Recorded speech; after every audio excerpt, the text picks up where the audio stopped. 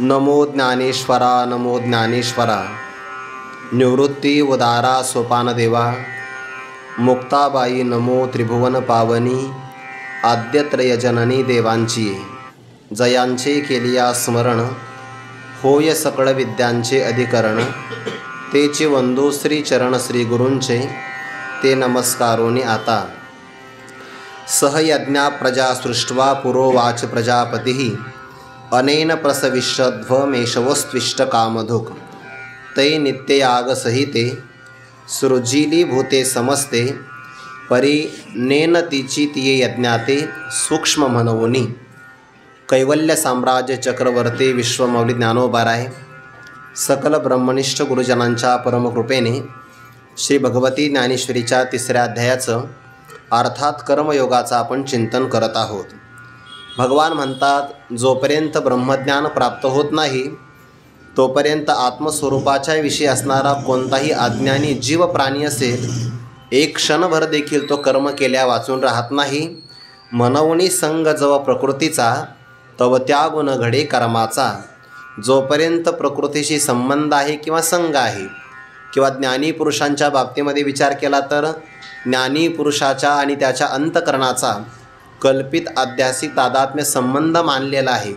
तो प्रारब्ध क्षयापर्यंत संबंध असल्यामुळे निष्कर्म हे व्यापारी निरंतर ज्ञानी पुरुषांकडून देखील प्रारब्ध बलाने कर्म घडत असतं। मग ज्ञानी पुरुषाकडून जर कर्म घडत असेल तर अज्ञानी पुरुष कर्म का करणार नाही। म्हणून अर्जुना, जे बाह्य इंद्रियांचा निग्रह करून अंतकरणामध्ये विषयांचं स्मरण करतो, बाहेरून कर्म करत नाही, तर तो मिथ्याचारी किंवा दांभिक आहे। याच्या उलट मात्र विवेकी मनाच्या द्वारे ज्ञानेंद्रियाचा संयम करून कर्मेंद्रियांच्या द्वारे आसक्तिरहित होऊन जो निष्काम कर्मयोगाचा आरंभ करतो तो मागच्या पुरुषापेक्षा विशेष प्रकारचा योगी आहे। का बरं? कारण तो कर्म करूनसुद्धा अंतकरण शुद्धीच्या द्वारे पुरुषार्थ भागी होतो आणि मागचा असणारा पुरुष वरवरून कर्माचा परित्याग करून पुरुषार्थापासून भ्रष्ट होतो। म्हणून ऐसा होई आलागी म्हणिपे तुते। अर्जुना, तो अशा योगी पुरुषाप्रमाणे कर्म करणारा हो। भगवंताला प्रश्न विचारला होता ना, तदेकम वद निश्चित्य येन श्रेय हमाप्नुयाम। देवा, मी कर्माची साधना करावी की ज्ञानाची साधना करावी, निश्चित मला एक कल्याणकारक साधन सांगा। भगवान म्हणतात, अर्जुना, शास्त्रविधीनं तुझ्या वाट्याला आलेलं जे कर्म आहे नियतम कर्म कुरुत्वम, तू काय कर, जे नियत कर्म तुझ्या वाट्याला आलेलं आहे त्याच कर्माचा आरंभ कर। याचा अर्थ काय आहे? प्रत्यक्ष कुरुक्षेत्रावर आलेला तू क्षत्रिय आहे आणि क्षत्रियाच्या जीवनामध्ये युद्ध नावाचं शास्त्राने नियत केलेलं कर्म आहे। प्रत्येक व्यक्तीचा वर्ण, त्याचा असणारा आश्रम, त्याची योग्यता, अवस्थेचा प्रकार आणि अधिकार हे सगळं बघून शास्त्राने त्या वर्ण आश्रम प्रसंगानुसार व्यक्तिकर्ता कर्माचं प्रतिपादन केलेलं आहे। बहुधा कोणतंही कर्म जर असेल तर त्या कर्मामध्ये काही ना काहीतरी काठिण्य असतं, पण भगवान असं म्हणतात, सहजम कर्म कोणतेय सदोषमपि न त्यजेत सर्वारंभा हि दोषेन धूमेनाग्निरिवावृताः। ज्याप्रमाणे अग्नी धुराने झाकलेला असतो, अग्नी प्राप्त करायचा असेल तर धूर सहनच करावा लागतो, तसं कोणत्याही कर्माचा आरंभ केला की त्या कर्मामध्ये काही ना काहीतरी काठिण्य, क्लिष्टता हे असणारच आहे। पण जे कर्म आपल्या स्वाभाविक वाट्याला आलेलं आहे त्या कर्माचा मात्र परित्याग करू नये।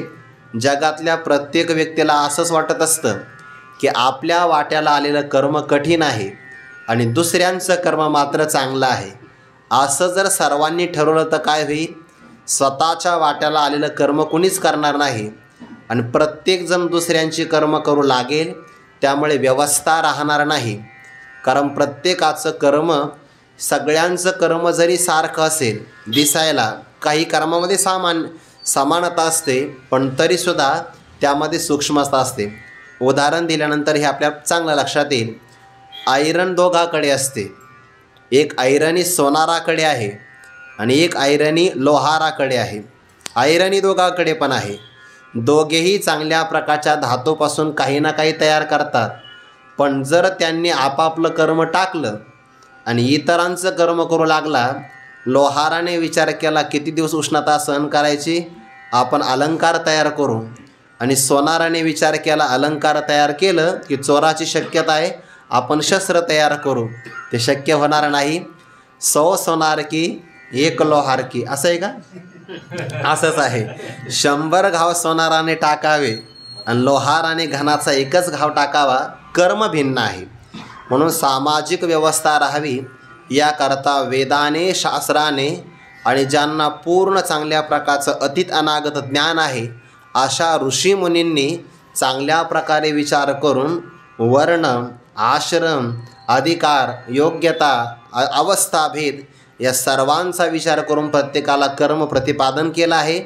ज्याच्या वाट्याला जे कर्म आलं ते जरी त्याला कठीण वाटत असेल तरी त्याने त्या कर्माचा परित्याग करू नये. क्षत्रियाच्या कर्मामध्ये काठिण्य आहे, ब्राह्मणाच्या कर्मामध्ये सुलभताही दिसायला. गुरुवारे बाबांनी कालच विचार सांगितला, द्विज षट कर्मे करी की शूद्रतया ते नमस्कारी, दोही सिही सरोभरी निपजे यागू. यज्ञाचं फळ दोघालाही समान मिळतं. एखाद्या द्विज असणाऱ्या पुरुषाने यजन, याजन, दान, प्रतिग्रह, अध्ययन आणि अध्यापन नावाचं 6 प्रकारचं कर्म केलं तर ती षट कर्म करत असताना जवळपास त्याचा पूर्ण दिवस खर्च होतो. संपूर्ण दिवस खर्च होऊन षटकर्माचं प्रतिपादन केल्यानंतर किंवा अनुष्ठान केल्यानंतर त्या द्विजाला जे फळ मिळतं, शूद्र पुरुषाने फक्त त्याला नमस्कार जरी केला तरी त्याला सगळं फळ मिळतं आहे एका नमस्कारामध्ये. मग काही लोक असं म्हणतील की पक्षपात केला आहे. पक्षपातच केला आहे, पण पक्षपात मात्र भेदाचा नाही. कर्मभेदाचा जरी पक्षपात असेल तर फलभेदामध्ये मात्र समानता आहे. म्हणून दुसऱ्याचं कर्म जरी त्याला परधर्म म्हणतात. स्वतःचं कर्म किंवा स्वतःचं धर्म पालन करताना मरण आलं तरी चांगलं आहे. स्वधर्मे निधनम श्रेयः परधर्मो भयावहः. भक्तराज अर्जुनाने म्हटलंय ना, भिक्षा मागता भली, त्यापेक्षा मी यांचा शस्त्राचा परित्याग करतो, पण युद्ध मात्र मला करायचं नाही. भगवंताला अर्जुनाकडून कर्म करून घ्यायचं आहे. मग ते युद्ध नावाचं कर्म असो, नाहीतर ब्राह्मण, वैश्य आणि शूद्राचं कर्म असो, जगातल्या प्रत्येक मानवाकडून देवाला त्या त्या व्यक्तीचं कर्म आचरण चांगल्या प्रकारे करून घ्यायचं आहे. म्हणूनच स्वधर्माचं देवाने प्रतिपादन केलं आहे. अर्जुना, नियत कर्म जे शास्त्राने तुझ्याकरता निश्चित करून ठेवलं आहे त्या कर्माचं तू परिपालन कर. कर्मण्येवाधिकार असते मा फलेषु कदाचन मा कर्मफल हेतुर्भो माते संगोत्सव कर्मणी. कर्म न करण्यामध्ये तुझी प्रीती असता कामा नये. न अर्जुना, काहीच न करण्यापेक्षा काही केलेलं फार चांगलं आहे. आपण काल विचार केला ना, दिवसभरामध्ये पाठांतर होतच नाही, म्हणून पाठांतर न करण्यापेक्षा थोडं पाठांतर केलेलं चांगलं आहे. आणि अभ्यास हा सुरुवातीला होतच नसतो. क्वचित कोणीतरी महात्मा किंवा एखादा सिद्ध साधक असतो की त्याला सुरुवातीला लगेच पाठांतर होतं. नाहीतर चांगलं पाठांतर करायला थोडी अंतःकरणाची अशुद्धी हा प्रतिबंध असल्यामुळे थोडीशी त्याला परीक्षा द्यावीच लागते. पण एकदा जर आपल्या चांगल्या प्रकारची योग्यता बुद्धीमध्ये बांधली तर मग पाठांतर आपोआप होऊ लागतं. मग पाठांतरच होत नाही म्हणून सोडणं हे जसं विद्यार्थ्याकरता चांगलं नाही, तसं काहीच न करण्यापेक्षा थोडंफार कर्म केलेलं फार चांगलं आहे अर्जुना. आणि दुसरा एक अर्थ असा होतो, जर कर्माचा परित्याग केला तर तुझी शरीर यात्रा, शरीराचा निर्वाह चांगल्या प्रकारे होणार नाही. शरीर निर्वाहाकरता कर्म केलं पाहिजे. अंतःकरण शुद्धीसाठी कर्म केलं पाहिजे. सृष्टीचं संपूर्ण चक्र प्रवाहित राहण्यासाठी कर्माचरण केलं पाहिजे. लोकसंग्रहासाठी कर्माचरण केलं पाहिजे. आणि ईश्वराची जर आपल्याला पूजा करायची असेल तर स्वधर्म नावाच्या फुलांनी त्याची पूजा करावी. या सगळ्या कारणांचा विचार केला तर कर्माचा त्याग करता कामा नये. स्वे कर्मण्यभिरत संसिद्धिं लभते नरः स्वकर्मनिरत सिद्धिं यथा विंदती तच्छृणु. देवाने अर्जुनाला सांगितलं, ईश्वर प्रित्यर्थ आपण जे कर्म करतो ती कर्म चांगली आहे, कारण त्यामध्ये ईश्वराची प्रसन्नता आहे, कर्तृत्वाच्या मदाचा परित्याग आहे आणि फलासक्तीचा संबंध सोडलेला आहे. असं जे कर्म असतं त्याला यज्ञार्थ कर्म असं म्हणतात. आणि या यज्ञार्थ कर्मापेक्षा अन्यत्र जर आपण कर्म करत असू तर ते कर्म आपल्या बंधनाला कारण ठरतं. अयम लोकः कर्मबंधनः, हा संपूर्ण मनुष्यलोक या कर्माच्या बंधनामध्ये अडकला जातो. ईश्वरार्पण कर्म केलं की बंधन नाही, आणि स्वार्थाकरता कर्म केलं म्हणजे एका ईश्वराच्या प्रीत्यर्थ बाकी कोणताही जरी हेतू असेल तर ती सगळी कर्म मनुष्याला बंधनात टाकतात. मग एखाद्या लोकांना प्रसन्न करण्याकरता आपलं कर्म असेल तरी ते बंधनाचंच आहे. स्वर्गप्राप्तीच्या उद्देशाने कर्म असेल तरी बंधनात टाकणारच आहे. फार काय सांगावं, ब्रह्मलोकापर्यंत एखादा गेला म्हणजे सत्यलोकामध्ये, तरीही ते कर्म बंधनात टाकणारच आहे. म्हणून ईश्वरासाठी कर्म करावं कर्तव्य भावनेनं. अर्जुना तदर्थम कर्म कोणतेय, मुक्त संग समाचर. संग म्हणजे आसक्ती, कर्मापासून मला हे फल प्राप्त व्हावं अशी फलासक्ती सोडून तू कर्माचं ईश्वर प्रीत्यर्थ सम्यक आचरण कर, समाचर असे भगवंताने आज्ञा दिली. जो स्वधर्माचा अनुष्ठान करतो त्याला बंधन प्राप्त होत नाही. पण एखादा व्यक्ती स्वधर्माचा त्याग करत असेल तर त्याच्या हातून निषिद्ध कर्म घडू शकतं. कसं? जसं की क्षत्रियाकरता विहित कर्मायुद्ध करणं आणि क्षत्रियाकरता भिक्षा मागणं निषिद्ध कर्म आहे. जर तो विहित कर्माचा परित्याग केला आणि भिक्षा मागू लागला तर क्षत्रियाने भिक्षा मागता कामा नये. ते भिक्षा मागणं साधकाचं काम आहे, ते साधकाकरता विहित कर्म आहे. विहित कर्म परित्याग केला तर बंधन प्राप्त होतं. जो व्यक्ती मायेला वशीभूत झाला आणि आपल्या कर्माला त्याने सोडून दिला आहे, नित्ययज्ञात हे चुकला, मनोनी कर्मे बांधला, तो कर्माच्या बंधनाला प्राप्त होतो. आणि भगवान परमात्मा हेच प्रतिपादन करण्यासाठी अर्जुना मी तुला सांगतो म्हणून नाही, कर्माच्या बाबतीमध्ये सृष्टीच्या प्रारंभाला अशाच प्रकारचा उपदेश ब्रह्मदेवाने सगळ्या मानव समूहाला केलेला आहे. तोच असणारा इतिहासाची कथा परमात्मा इतिहास अर्जुनाच्या समोर सांगत आहे. आता येचे विषयी पार्था तुझ सांगेन एक मी कथा, जै सृष्ट्यादी संस्था ब्रह्मेने केली. अर्जुना, याच कर्माचं प्रतिपादन करण्यासाठी एक मी तुला कथा सांगणार आहे. पण ही कथा म्हणजे इतिहास आहे. हा कोणी सांगितला? जेव्हा ज्या काळामध्ये ब्रह्मदेवाने सृष्टी सुरुवातीला आहे, सृष्टी म्हणजे उत्पत्ती, ज्यांना सगळ्या लोकांची उत्पत्ती केली आणि त्यानंतर त्यांना तो उपदेश केला आहे. ही संपूर्ण कथा किंवा सम्यक प्रकारे स्थापना, त्याला संस्था असं म्हणतात. ती सम्यक प्रकारे सृष्टीची संस्थापना केल्यानंतर जो उपदेश केला आहे तो उपदेश मी तुला सांगतो, तो चांगल्या प्रकारे श्रवण कर. आता हा जो विचार आहे ना, ब्रह्मदेवाने प्रजेला केलेला जो उपदेश आहे 10, 11, 12 आणि 13 या 4 श्लोकामध्ये हा उपदेश आलेला आहे. या उपदेशाचा प्रारंभ होतो आहे या 86 क्रमांकाच्या ओवीपासून, तर समाप्ती याची होती आहे 26व्या ओवीपर्यंत. म्हणजे जवळपास हा विचार 126व्या ओवीपर्यंत आहे. 86, 96, 6, 16 आणि जवळपास 50 ओव्यातला हा विचार आहे. जवळपास इतका महत्त्वाचा विचार परमात्मा सांगतात. 50 असेल किंवा 40 असेल, 40 आहे ना, 40व्या ओवीपर्यंत म्हणजे 40 ओव्याचा हा एक प्रबंध आहे. 40 ओव्यातला म्हणजे ब्रह्मदेवाने केलेला उपदेश ज्ञानेश्वरीमध्ये कुठं आलेला आहे का? तर तो आला आहे 3ऱ्या अध्यायामध्ये. आणि स्वतंत्र हा 40 ओव्याचा एक प्रबंध आहे.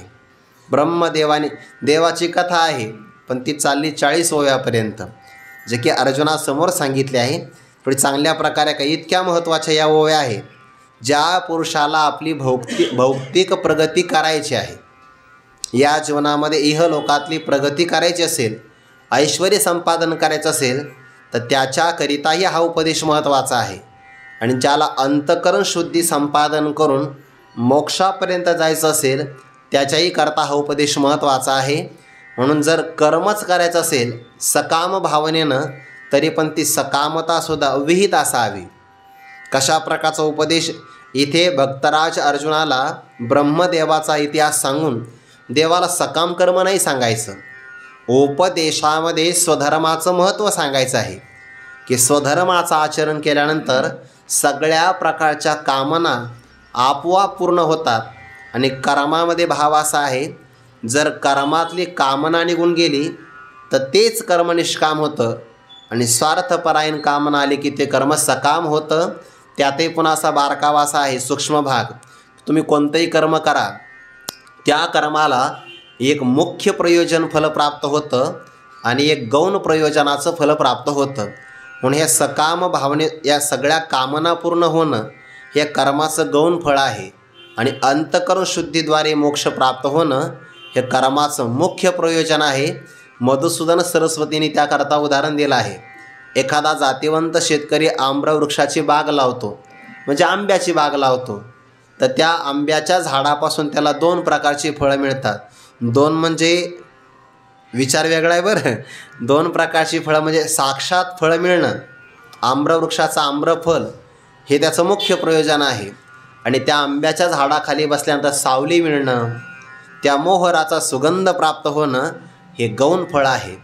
तसं कर्माच्या माध्यमातून सगळ्या प्रकारची ऐहिक प्रगती व्हावी हे त्याचं गौण फळ आहे. ते आपोआप होतं. कारण का, जेव्हा मनुष्य स्वकर्माचं अनुष्ठान करतो आपोआप त्याच्याकडून देवतांचाही यज्ञ पूर्ण होतो. पुढे येणार आहे, योगक्षेम निश्चिता करीती तुमचा. म्हणून मनुष्याने योगक्षेमाची काळजी करू नये. अप्राप्त असणाऱ्या वस्तू आपोआप प्राप्त होतील आणि प्राप्त वस्तूचं संरक्षणसुद्धा होईल.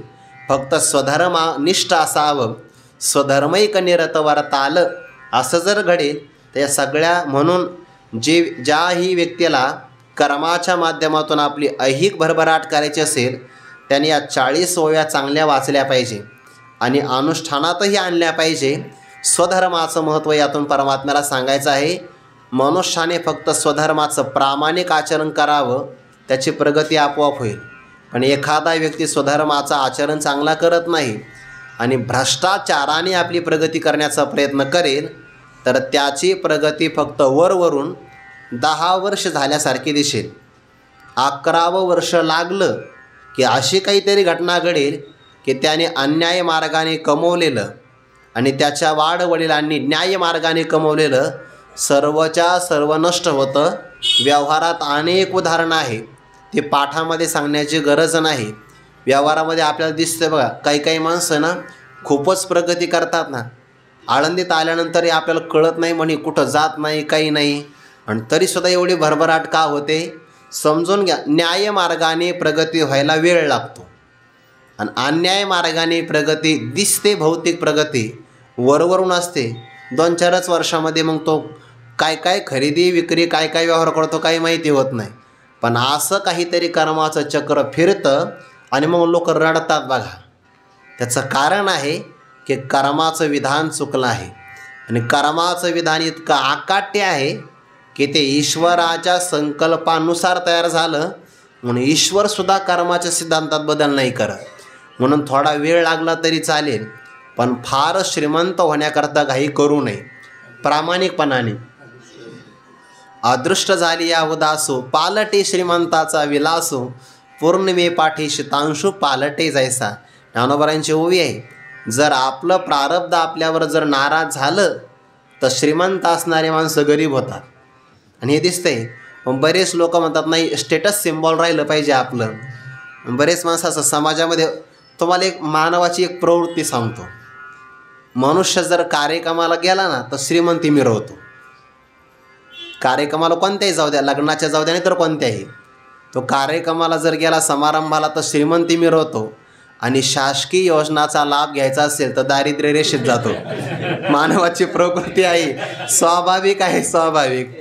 तो गरीब आहे का श्रीमंत आहे बघा ना तुम्ही, हे सगळे प्रवृत्ती आहे. म्हणून मनुष्याने भौतिक प्रगती जरी करायची असेल तर स्वधर्माचं चांगलं अनुष्ठान करावं. कोणावर टीका नाही, पण निरीक्षण आहे. बघा चांगलं आता पुढे.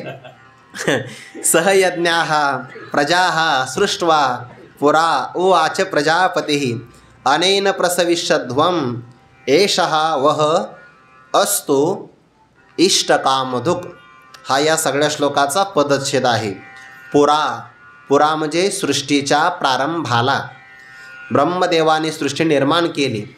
आता आपण तसं ऐकलं आहे की याची एकलेन कंठेची म्हणून या येणे केले निर्माण 14ही भुवने गगनचंद्र मेघ सूर्य तारांगणे 5ही महाभूते भौतिके भिन्ने भिन्ने वो एकाकी न रमते स ऐक्षत प्रजाये असं झालं की नाही. त्याने ईक्षण केलं एकाकी न रमते एकोहम बहुश्याम प्रजायेय. देवाने संकल्प केला एकट्याला कर्मेना म्हणे आणि मग एकच असताना मी अनेकत्वाला प्राप्त व्हावं अशी उपनिषदातली प्रमाण आहे. आणि ब्रह्मदेवाने सृष्टी निर्माण केली असंही आपण म्हणतो की नाही. मग सृष्टीमध्ये सुद्धा प्रकार आहे. एक ईश्वरापासून निर्माण झालेली संकल्पातली सृष्टी आणि ब्रह्मदेवापासून निर्माण झालेली एक सृष्टी. पण अगोदर त्या ब्रह्मतत्वाला माया नावाचा उपाधी प्राप्त झाला आणि मग ईश्वर भाव प्राप्त ब्रह्माला. मग मायेमध्ये असणारे 3 गुण, त्या 3 गुणामुळे एकाच ईश्वराच्या ठिकाणी सत्वगुणामुळे भगवान विष्णू, रजोगुणामुळे ब्रह्मदेव आणि तमोगुणाच्या प्रभावामुळे भगवान शिवशंकर अशी संज्ञा प्राप्त झाली. ईश्वर तत्व एकच आहे पण गुणसंबंधाने मात्र हा भाग लागला. किंवा भागवतामध्ये विचार आहे योग निद्रेमध्ये विराजमान असणाऱ्या परमात्म्याच्या निश्वासातून वेद निर्माण झाला आणि त्याच भगवंताच्या नाभी कमळातून ब्रह्मदेवाची निर्मिती झाली. शब्द पुढे येणार आहे कमळ जन्मा. भगवंताच्या नाभी कमळातून जो प्रगट झाला ते ब्रह्मदेव. आणि असं म्हणतात की त्या ब्रह्मदेवाने मी कुठून आलो आहे याचा शोध घेण्याकरता त्या कमळाच्या देठात प्रवेश केला. ते भगवंताच्या नाभी कमळातून आलेलं कमळ आणि त्या कमळावर आले ब्रह्मदेव. तर त्या देठामध्ये 1000 वर्ष ते फिरत होते पण शोध काही लागलाच नाही. शेवटी तप असा एक शब्द त्याने ऐकला आणि तपाची आराधना केली. ज्ञानोबरांनी पुढे हा विचार केला आहे. तर पूर्वी म्हणजे सृष्टीच्या प्रारंभाला प्रजापतीही, प्रजापती म्हणजे सगळ्या प्रजेचा स्वामी म्हणजेच ब्रह्मदेव. त्या ब्रह्मदेवाने प्रजा सृष्टवा संपूर्ण प्रजेची. इथे प्रजा शब्दाने संपूर्ण प्राणी मात्र आणि मानव या सर्वांना ब्रह्मदेवाने निर्माण केलं. पण प्रजा शब्दाचा विशेषत्वाने मानव असाच उल्लेख घेतलेला आहे. का? कारण कर्माचा अधिकारी फक्त मानव आहे, बाकीचे कर्माचे अधिकारी नाही. पशु काय पाप पुण्य जाणती उत्तम मध्यम भोग भोगिती काय एक उपजता मरती बहिरी अंध होती पांगुळमुखी. कर्माचा अधिकार फक्त मानवाला. म्हणून प्रजा जरी संपूर्ण निर्माण झाली असेल पण तीही प्रजा यज्ञासह देवाने निर्माण केली. बरं, आता यज्ञकुंड निर्माण करणं, अग्नीमध्ये असणारे स्निग्ध पदार्थ हवीर द्रव्याच्या माध्यमातून हवन करणं याला सुद्धा यज्ञच म्हणतात की नाही. पण यज्ञ शब्दाचा एवढा सीमित अर्थ आहे असा अर्थ नाही. यज्ञ शब्दाचा फार विस्तारित अर्थ आहे. ईश्वराच्या प्रसन्नतेसाठी आपण जेही काही करतो त्याला यज्ञच म्हटलं जातं. म्हणून आपल्या धर्मामध्ये किंवा संस्कृतीमध्ये वदनी कवळ घेता, आज एकादशी विस्तार नाही करत, नाम घ्या श्रीहरीचे सहज हवन होते नाम घेता पुकाचे जीवन करे जीवित्व अन्न हे पूर्ण ब्रह्म उदर भरण नोहे जाणीजे यज्ञ कर्म. कारण का आपल्या सर्वांच्या उदरामध्ये वैश्वानराच्या रूपाने अग्नीच्या माध्यमातून परमात्मा विराजमान आहे.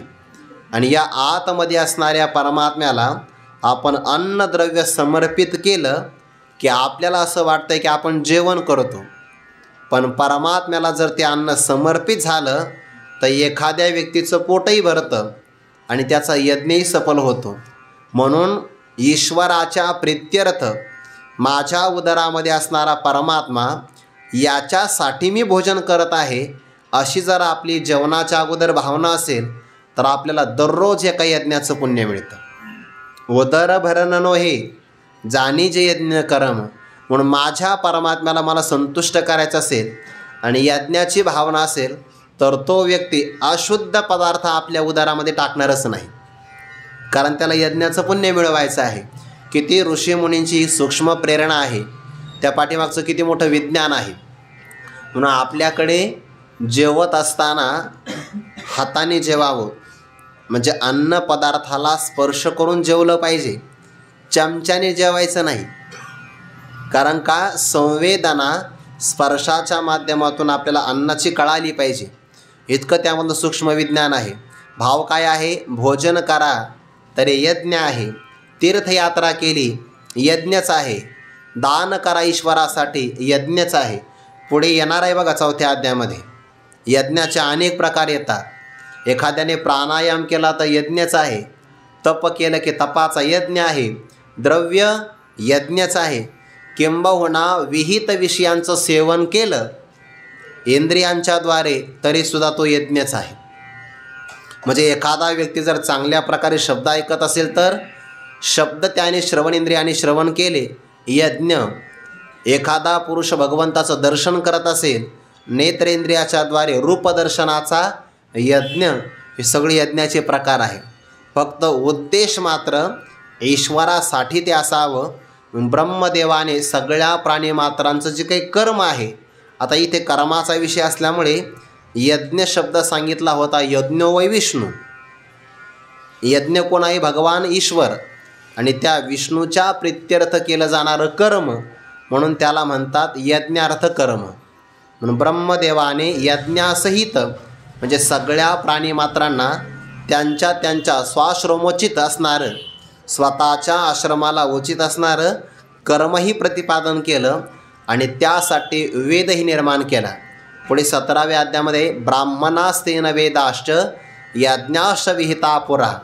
ब्रह्मदेवाने द्विज त्रैवर्णिकांना त्यांची उत्पत्ती केली, त्यानंतर त्यांच्यासाठी यज्ञही सांगितला आणि कर्माचे प्रतिपादन केलं आहे.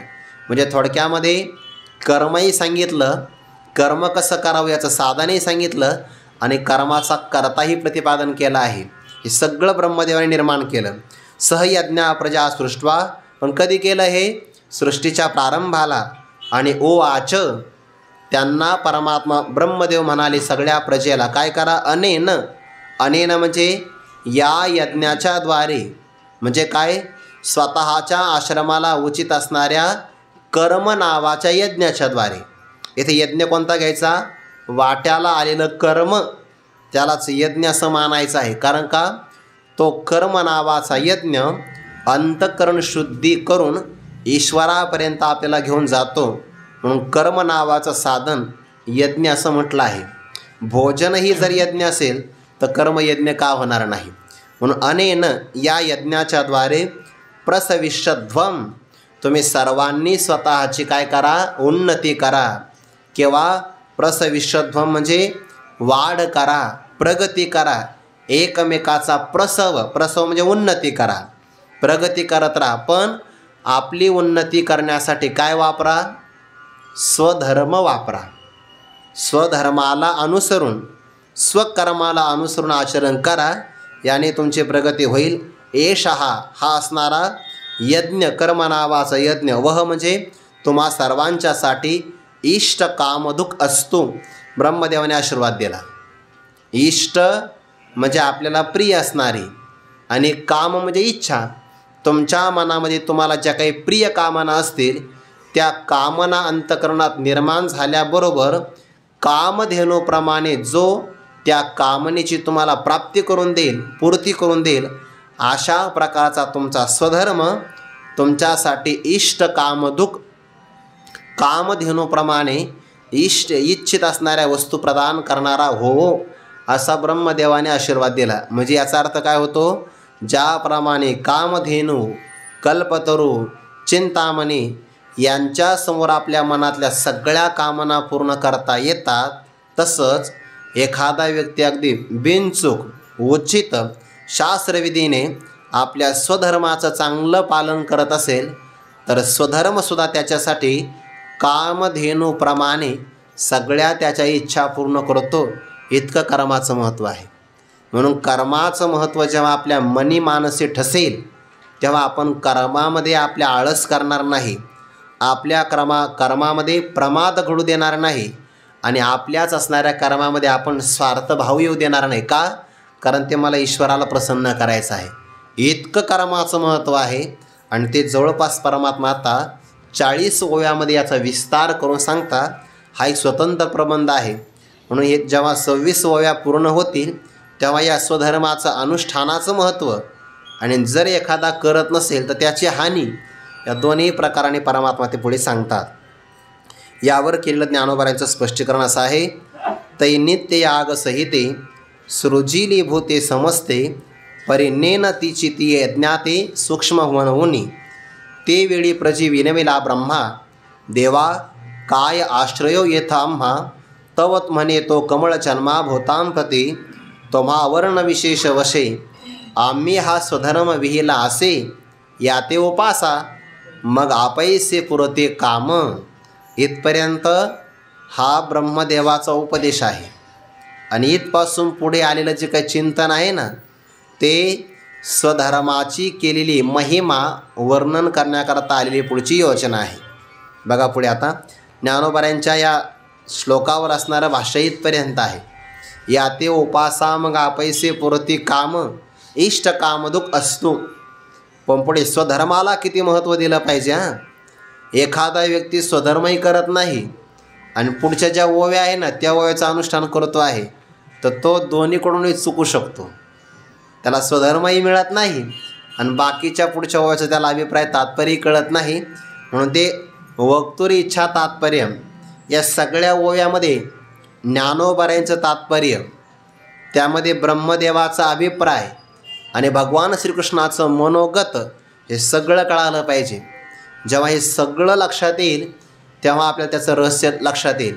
नाहीतर मग जर वरवर एखादीच ओवी घेतली आपण आणि मागचा पुढचा संदर्भ जर पाहिला नाही तर मग एक तरी ओवी अनुभवावी, तर यातला बऱ्याच ओव्या आपल्या उपयोगी पडू शकतात. मग स्वतःच असणाऱ्या दोषाचं समर्थन करण्यासाठी असं घडू शकतं. पण तात्पर्य लक्षात, म्हणून तर आपल्याकडे उपक्रम आणि उपसंहार यांची एकवाक्यता बघावी लागते. मध्यंतरी मग अर्थवाद, उपपत्ती सगळं बघावं लागतं की नाही. अभ्यास, अपूर्वता, फलम हे पाहून तात्पर्याचा निश्चय करावा लागतो. उपक्रम आणि उपसंहाराची एकवाक्यता काय काय येत आहे ते बघा पुढे. तै या पहिल्यांदाच ओवीमध्ये तै शब्द आला ना, तै म्हणजे तेव्हा, आणि पाठीमागे शब्द आला बघा जै. या जै म्हणजे जेव्हा, जेव्हा आणि तेव्हा यांचा संबंध असतो. म्हणून पाठीमागची अर्धी ओवी घ्यावी लागते. जै सृष्ट्यादी संस्था ब्रह्मेने केली तै नित्य याग सहिते सृजिली भूते समजते. ज्ञानेश्वरीमध्ये खूप गंमत आहे, खूप आनंद आहे आणि क्रीडा रमण्यामध्ये समाधान आहे. फक्त ती पदं लावता आली पाहिजे.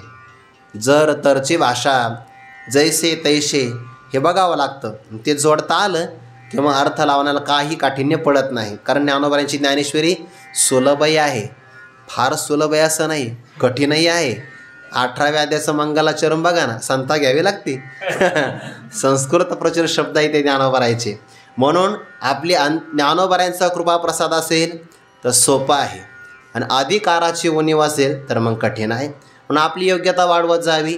मग ती श्रवणाने वाढेल, पारायणाने वाढेल किंवा मग सेवेनं वाढेल, पण ती मात्र वाढवत जावी.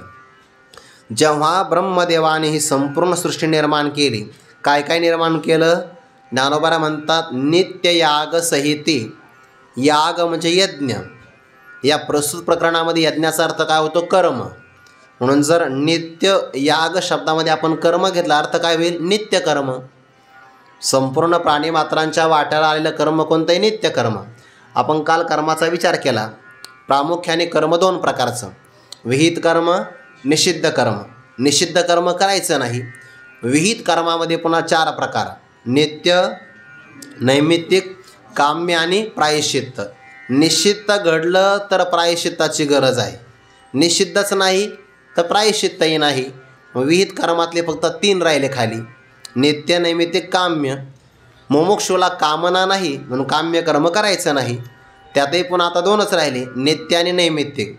नैमित्तिक कर्म सूर्यग्रहण, चंद्रग्रहण, आईवडिलांचं पुण्यस्मरण, अतिथी घरी आला तेव्हा करावं लागतं. खरं तर आपण जे दररोज करतो ना, सकाळ, दुपार, सायंकाळ, शास्त्राच्या आज्ञेनं त्याला नित्यकर्म म्हणतात.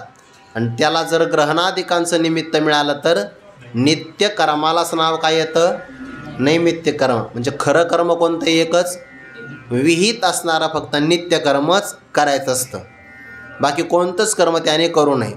नित्य कर्माला निमित्त लागलं की झालं नाही निमित्त, कसं नाव फक्त बदलतं आणि फळातही पुन्हा लाभ मोठा होतो. म्हणून ब्रह्मदेवाने सगळ्या प्राणीमात्रांसाठी ब्राह्मण, क्षत्रिय, वैश्य आणि शूद्र या सर्वांचं कर्म प्रतिपादन केलं आहे.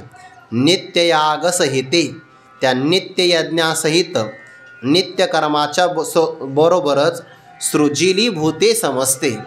सगळ्या प्राणीमात्रांना ब्रह्मदेवाने निर्माण केलं आणि निर्माण करण्याच्या बाबतीमध्ये ब्रह्मदेवा एवढं चतुर कोणीच नाही, कोणीच नाही बघा. ब्रह्मदेवाला निर्माण करण्यासाठी जास्त बुद्धिमत्ता लागेल म्हणून अगोदरच देवाने 4 मुख दिली चतुरानन. आणि त्या ब्रह्मदेवाकडे प्राणीमात्रांच्या कर्माचा हिशोब येतो आणि मग कर्मानुसार ठरतं की याला कोणता आकार द्यायचा. म्हणजे झाडाचा आकार द्यायचा का पक्षाचा द्यायचा, पशूंचा द्यायचा का चिलटाचा द्यायचा का मानवाचा द्यायचा. मानवाचा जरी आकार दिला तर सगळे मानव मात्र एकमेकासारखे नाही बरं, प्रत्येकात बदल आहे. जरी जुळे असेल, 2 भाऊ जुळे असतील तरी पण त्यांच्यामध्ये सुद्धा फरक आहे. व्यवहारामध्ये एखादं जर वाहन निर्माण झालं, साचा तयार झाला त्याचा, की त्या साच्याप्रमाणे फक्त धातूंचा रस टाकायचा, बरोबर सगळे वाहनं तसेच तयार होतात, कारण साचा एक आहे. ब्रह्मदेवाचं तसं नाही ना. एका मानवाचा आकार तयार झाला, साचा तो नाही, साचा मोडायचा, नवीन तयार करायचा, हे सगळे. म्हणून तर मानवसारखे नाही एकमेकासारखे, काही ना काहीतरी विशेष आहे. सृजन करण्याच्या बाबतीमध्ये ब्रह्मदेव सगळ्यात कुशल आहे. म्हणून सृजिली भूते समजते. समजते म्हणजे 84 लाख प्रकारचे. 84 लाख हे प्रमुख प्रकार आहे आणि एका प्रकारामध्ये किती संख्या असते ते सांगता येणार नाही. एक अभंग घरी गेल्यानंतर अवश्य पहा. भक्तिविने जिने जळो लाजीरवाणी, संसार भोगणे दुःख रूप, हा नामदेवरायांच्या नावावर अभंग आहे मालिकेमध्ये. आणि क्षेपक प्रकरणामध्ये तुकोबारायांच्या नावाने आहे. शेवटी नामा म्हणे आणि तुका म्हणे असा फरक आहे. पण अभंगातला आता नामदेव महाराजही असेल आणि तुकोबारा असेल तर दोन्ही एकच आहे ना, असा तो भाग. पण बघा अवश्य अभंग, त्यामध्ये 84 लाखाचा हिशोब दिलेला आहे. 20 लक्ष योनी वृक्षामध्ये घ्याव्या, जळचरी भोगाव्या 9 लक्ष, 11 लक्ष योनी क्रीडामध्ये घ्याव्या, 10 लक्ष भोगाव्या पक्षामध्ये, 30 लक्ष योनी पशुची घरी, मानवा भीतरी 4 लक्ष. 84 लाख आले सगळे. 20 लाख झाडांच्या रूपाने, 9 लाख पाण्यातले, 29 झाले ना. 11 लक्ष योनी सरपटणारे प्राणी 40, 10 लक्ष भोगाव्या पक्षामध्ये, पक्षांच्या रूपाने 10, 50, 30 लक्ष योनी पशुची घरी 80, मानवावे तरी 4 लक्ष. हे 84 लाख निर्माण केले. हे 84 मुख्य आहेत, मुख्य. आणि या एकामध्ये किती असतील ते नाही सांगता येणार. समजा पिंपळाचा देह आहे तर तो वृक्षातला एकच प्रकार आहे, म्हणजे 20 लक्षांपैकी 20 लाखापैकी फक्त एक. म्हणजे जगात पिंपळं किती असतील आणि पिंपळावर बसणारे कितीतरी. जाऊ दे, सोडून द्या विषय. 84 लाख निर्माण केले ब्रह्मदेवाने. सृजिली भूते समजते. सगळे प्राणी मात्र निर्माण केले. मग आता प्राणी मात्र पण निर्माण झाले, त्यांच्याबरोबर यज्ञही निर्माण झाला. पण प्राणी मात्राला यज्ञ कळेना का, परे नेन तिची ती यज्ञाते सूक्ष्म म्हणवुनी. ते मात्र आपल्या असणाऱ्या ती यज्ञाती, जो आपला यज्ञ आहे ना, त्या यज्ञाला मात्र ती जाणू शकली नाही. नेन तिची, जाणलंच नाही त्यांनी. का? त्याचं कारण सूक्ष्म म्हणवुनी. जी गोष्ट अत्यंत सूक्ष्म असते, गूढ असते, गहन असते, गंभीर असते, ती कळत नसते. मग आता एक थोडासा विचार आहे बरं का यातला. जर कर्मसुद्धा इतकं सूक्ष्म असेल तेही कळत नाही, उपासना त्यापेक्षाही सूक्ष्म आहे, ती कशी काय कळणार? उपासनेपेक्षा सुद्धा ब्रह्मज्ञान अत्यंत सूक्ष्म आहे, ते कसं कळणार? आणि ब्रह्मज्ञानाच्या द्वारे आवरणभंग करून परमात्म वस्तू कळून घ्यायची आहे, ती तर फारच सूक्ष्म आहे, ती कशी काय कळणार? पण याला क्रमाक्रमाने विशिष्ट प्रकारची बुद्धीची योग्यता असावी लागते. जे माणसं व्यवहारात निपुण आहे आणि परमार्थामध्ये अधिकार नाही, ते जेव्हा शास्त्राचा अर्थ करतात आणि त्यांची असणारी पुस्तकं जेव्हा सामान्य माणसं वाचतात काय कळणार आहे. म्हणून याकरता एक विशिष्ट प्रसाद योग्यता असावी लागते. गहना कर्मणोगती ही कर्म सूक्ष्म आहे. उपासनेच्या बाबतीमध्ये सुद्धा सूक्ष्म आहे बघा तो भाव. मनमना भव मद्भक्तो मद्याजी माम नमस्कुरू, हे सगळे सूक्ष्म भाव आहे. ब्रह्मज्ञानाच्या बाबतीमध्ये ब्रह्मज्ञान जरी कळे उठाउठी तरी का हिमपुटी वेदशास्त्रे सूक्ष्म आहे. आणि परमात्म तत्वाचा विचार केला तर एरवी सपूर्पणतयाचे पहावे, शून्य चिन्हे स्वभावे, वरी गगनाचिने पालवे गाळून घेतले. सर्वात सूक्ष्म आहे आकाश, आणि त्या आकाशाचा पदर तयार केला आणि त्यातून ब्रह्मवस्तूची गाळणी केली तरीही ब्रह्मवस्तू गाळली जाते, इतकी ती सूक्ष्म आहे. म्हणजे आकाशाच्या पदरातून सुद्धा आकाशाच्या पदरातही सापडत नाही ती, त्याच्यातून आरपार होऊन जाते, इतकी सूक्ष्म आहे. म्हणून दृश्यते त्वग्रया बुद्ध्या सूक्ष्मया सूक्ष्मदर्शिभिः. अत्यंत शुद्ध पवित्र जर बुद्धी असेल तर ती जाणू शकते. म्हणून यज्ञाला सुद्धा जर प्राणी मात्र जाणू शकत नाही तर मग स्वरूपाला कसं काय जाणू शकतील. म्हणून हा सगळा सूक्ष्म भाग आहे. नेनतीची ती यज्ञाते सूक्ष्म म्हणून अत्यंत गूढ रहस्यात्मक गहन यज्ञाचं स्वरूप असल्यामुळे कर्म अत्यंत सूक्ष्म आहे ना. कर्माची जर भावना बदलली तर कर्माच्या फलात फरक पडतो. आणि कर्मामध्ये मंत्राचा उच्चार जरी बदलला तरी अर्थाचा अनर्थ होऊ शकतो. ही त्यातली सूक्ष्मता आहे. ऱ्हस्व दीर्घ ते प्लुत स्वरित उदात्त अनुदात्त हे सगळ्यातला भाव महत्त्वाचा आहे. सूक्ष्म आहे हा सगळा प्रकार. आणि मग जेव्हा आपल्याला कळत नाही एखादं रहस्य तेव्हा आपण ते जाणकार पुरुषाला विचारलं पाहिजे. विचारण्यामध्ये अज्ञान नसतं, कमीपणा नसतो, जिज्ञासापूर्ती असते. आणि आपलं शास्त्र असं म्हणतं जर आपल्याला एखादी गोष्ट कळून घ्यायची असेल तर त्यामध्ये व्यक्तीने अवयाचा विचार करू नये. बालादपि सुभाषितम ग्राह्यम. लहान मुलगा जरी असेल आणि जर तो चांगल्या प्रकारची वचनं बोलत असेल तर सुभाषितम ग्राह्यम, त्याच्याकडून ते ग्रहण केलं पाहिजे. परीक्षिती राजाला 7 दिवसामध्ये मृत्यू येणार. श्रवण कोणाकडून केलं आहे? गुरुवारे बाबा एक शब्द सांग, श्रीमद परमहंस परिव्राजकाचार्य शुकदेवजी महाराज, असे बाबांचे शब्द असतात. शुकाचार्याकडून श्रवण केलं. आणि 1400 वर्ष वय चांगदेव महाराजांचं श्रवण कोणाकडून केलं आहे?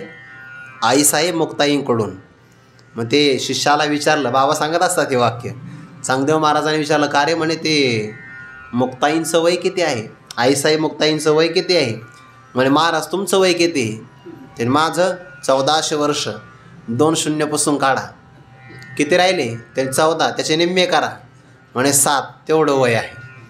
म्हणजे 7 वर्ष कुठं आणि 1400 वर्षाचे चांगदेव महाराज कुठे? पण ते काय म्हणतात, चांगदेव म्हणे आजीची जन्मलो, गुरुपुत्र झालो मुक्ताईचा. म्हणून त्या प्रजेनं ब्रह्मदेवाला विनवणी केली. म्हणून जेव्हा आपण एखादी गोष्ट आपल्याला कळत नाही, सूक्ष्म आहे ना, कळत नाही, म्हणजे ज्याला कळते त्याला विचारावे. म्हणून त्याच्यामध्ये अज्ञान किंवा कमीपणा नसतो, जिज्ञासापूर्तीची भावना असते. प्रजी विनविला ब्रह्मा. संपूर्ण प्रजेनं, आता इथं प्रजी शब्दाने मानवार्था घ्या, कारण कर्माची योग्यता मानवाला आहे आणि कर्म करण्याचा अधिकारही मानवालाच आहे. म्हणून त्याला कर्मलोक असं म्हणतात. सगळ्या मनुष्य देहामध्ये आलेल्या प्रजेनं ब्रह्मदेवाला विनविला. प्रजी म्हणजे प्रजेनं, बरं, तृतीय विभक्ती. ब्रह्मदेवाला विनंती केली, देवा काय आश्रय इथं आम्हा, तुम्ही आम्हाला निर्माण केलं, सृजिली आम्हाला निर्माण केलं, पण आमचा जीवन निर्वाह व्हावा याकरता आम्हाला आश्रय काय आहे? नुसतं निर्माण करून नाही ना चालत, उत्पन्न केल्याबरोबर स्थिती पण राहिली पाहिजे. आणि स्थिती राहण्याकरता शरीर निर्वाह झाला पाहिजे. म्हणजे आमच्या शरीराची असणारी उपजीविका, आमच्या मनातल्या असणाऱ्या इच्छा, सर्व इंद्रियांना त्या सामुग्री मिळाल्या पाहिजे. आणि याकरता आम्हाला आश्रय काय आहे अशी विनवणी केली. देवा काय आश्रय येतं आम्हा, आम्हाला कशाचा आधार आहे? असं कोणतं साधन आहे की ज्या साधनाने आमचा जीवननिर्वाह यथास्थित होईल किंवा आम्हाला कोणती अडचण पडणार नाही, असं काहीतरी आश्रय द्या आम्हाला. काय आश्रय आहे? मग आश्रय विचारला की नाही. आश्रय म्हणजे आधार, आश्रय म्हणजे साधन, जीवननिर्वाह चालावा याकरता कशाचा आधार घ्यावा. तव तव म्हणजे तेव्हा, तव म्हणे तो कमळ जन्मा भूतां प्रती. कमळ जन्मा म्हणजे देवाच्या नाभी कमळातून ज्याचा जन्म झाला, याची ये नाभी कमळी जन्मचतुरानना. ब्रह्मदेवाचा जन्म झाला, ते जन्म झाल्यानंतर ब्रह्मदेवाला सुचेना. ज्ञानोबाऱ्या म्हणतात ना, पै सृष्टीच्या उपक्रमा पूर्वी गाविरोत्तमा, वेडा ऐसा ब्रह्मा एकला होता. मज ईश्वराते नोळखे, ना सृष्टीही करू शके. तो थोर केला एके नामे जेने. मी ईश्वराला तो ओळखत नव्हता, बरं सृष्टी निर्माण करावी ती जमेना. मग त्या ब्रह्मदेवाला थोरपणा आला कोणामुळे? नामस्मरणामुळे आला, तप केल्यामुळे आला. वेडा गोंधळल्यासारखा होता. वेडा ऐसा म्हणजे वेड्यासारखा. वेडा असणं वेगळं आणि वेड्यासारखा असणं वेगळं. ज्याला आपण वेडा हे कळत नाही तो खरा वेडा, आणि जो काही काळापर्यंत सुचत नाही म्हणून वेड्यासारखा. वेड्यांना काही कळत नाही. मी ते एक विनोद ऐकला होता, मग ते वेडे धिंगाणा करायचे. मग आता ते न्यायचे कुठं? म्हणे आपण हे दुसऱ्या कोणत्या तरी तुरुंगामध्ये नेले पाहिजे. बरं आता रस्त्याने न्यावे तर हे धिंगाणा करतात. हे लवकरात लवकर नेले पाहिजे, विमानाने घेऊन जाऊ म्हणे. वेळ कमी लागतो ना. समजा पुण्यातून न्यायचे आहे नागपूरला 1.25 तासात, आणि असं जायचं म्हणलं समृद्धी महामार्गाने तर वेळ लागतो की नाही? वेळ लागेल.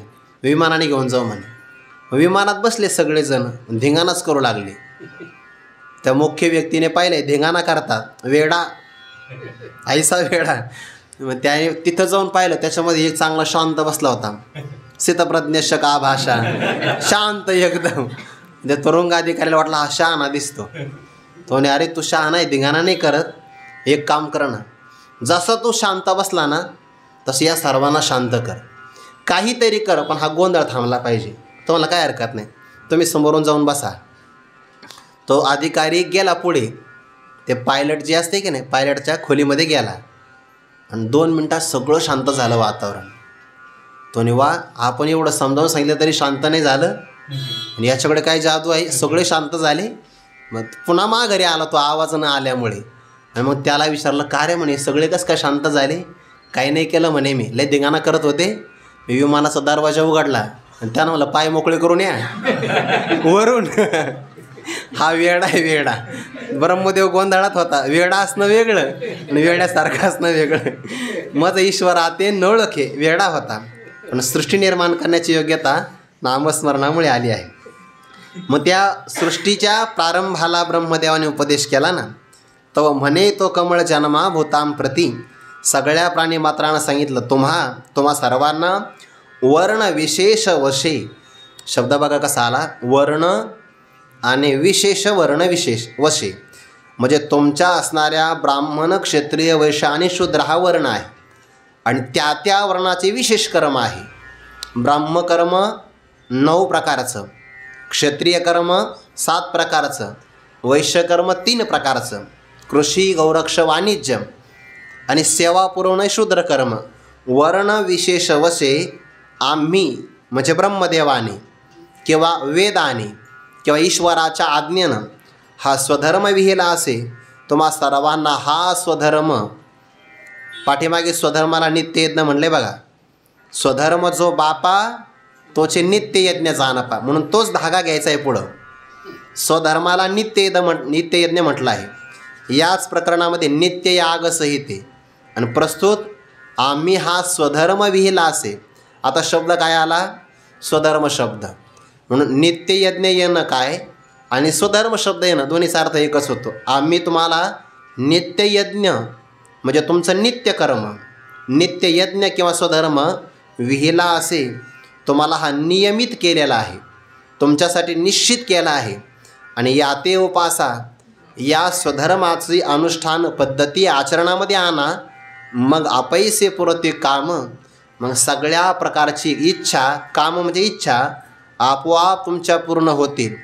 जगातल्या सगळ्या मानवाला अपेक्षा आहे की आपल्या इच्छा पूर्ण व्हाव्या, पण त्या इच्छापूर्तीसाठी जे साधन लागतं स्वधर्म नावाचं, त्यामध्ये एकतर आळस आहे, एकतर प्रमाद आहे, किंवा अनुष्ठानच नाही. मग कामना कशा काय पूर्ण होतील? म्हणजे मानवाची अभ्युदय जरी व्हायचा असेल आणि निःश्रेयसाची प्राप्ती जरी व्हायची असेल तर त्याला वेदशास्त्राप्रमाणे स्वधर्माचं अनुष्ठान केलं पाहिजे. दुसरा त्याला पर्याय नाही. आणि यात ब्रह्मदेवाची भूमिका किती महत्त्वाची आहे. ब्रह्मदेवाने प्रजेला असं नाही म्हटलं माते उपासा, माझी उपासना करा असं नाही म्हटलं, याते उपासा. म्हणजे कशाला? तुमच्या वाट्याला आलेलं जे काही नित्यकर्म आहे त्याची उपासना करा, म्हणजे जीवनातल्या आपोआप सगळ्या कामना पूर्ण होतील. आणि जर तुम्ही स्वधर्माचं अनुष्ठान करत असाल, स्वधर्माची अनुष्ठान पद्धती यालाच उपासना म्हणतात, ती उपासना जर तुम्ही करत असाल तर मग त्या उपासनेच्या समोर तुम्ही व्रत नियम न करावे, शरीराते न पिडावे, दुरीकेही न वाचावे तीर्थाशिगा. या सोयीवर थांबतो मी आज. तुम्ही मसल महाराज ही फार महत्त्वाची, आज करू का नको व्रत? कारण आज एकादशी नेमकी. व्रत नियम न करावे, शरीराते न पिडावे, त्यातही पुन्हा निर्जला आहे. शरीराते न पिडावे, दुरीकेही न वाचावे तीर्थाशिगा. तर यात ब्रह्मदेवाचं तुम्ही व्रत करू नका, नियम करू नका, तीर्थयात्रा करू नका असं म्हणण्यात तात्पर्य नाही. व्रत तुम्ही जर स्वधर्माचं अनुष्ठान करत असाल तर व्रत नियम केल्यानंतर जे तुम्हाला मिळणार आहे ते तुमच्या स्वधर्मानेच मिळणार आहे, असं स्वधर्माचं महत्त्व सांगायचं आहे. नाहीतर आपण वारकरी आहोत तर आपला स्वधर्म आहे एकादशी व्रत करणं, याते उपासा, मग अपैशी पुरते काम. उपासा म्हणजे उपवास करा आजच्या पुरता, याते उपासा. स्वधर्म नाही वारकऱ्याचा कोणता? आम्हा व्रत एकादशी हा आपला काय आहे? स्वधर्म आहे. पण त्याचं अनुष्ठान केलंच पाहिजे. ब्रह्मदेवाचं काय तात्पर्य आहे त्याचं चिंतन आपण उद्या करू. पुंडलिक वरदारे विठ्ठल श्री ज्ञानदेव तुकाराम मौली ज्ञानेश्वर महाराज की जय. सद्गुरु जोग महाराज की जय.